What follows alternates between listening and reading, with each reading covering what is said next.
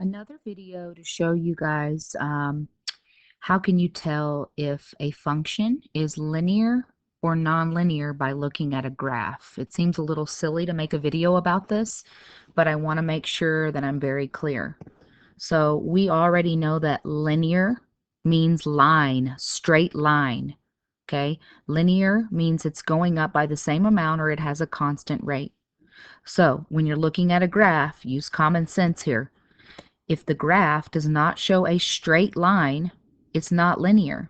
For example, if you look at the first graph, it's curved. You cannot have a linear equation that is curved. So automatically I would say that is not linear. All right, let's look at B. B has a straight line. Linear means straight line. This is a horizontal line.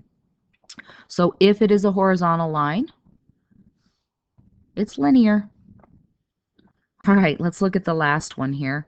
Now, this one's a little tricky because it looks like it actually has two lines, but in order for something to be linear, it has to only have one line that is just going in one direction. So this is not linear. All right. Lastly, I didn't find an example, but I wanted to go ahead and remind you again.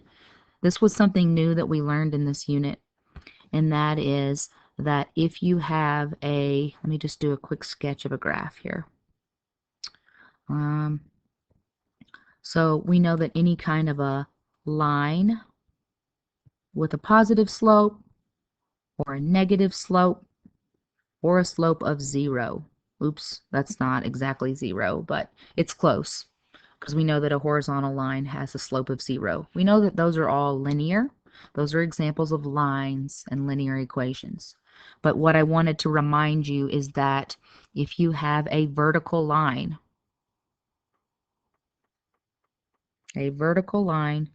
yes, it's still linear, but it's not a function. Okay, so yes, it's linear, but it's not a function. So just to remind you about that for the future.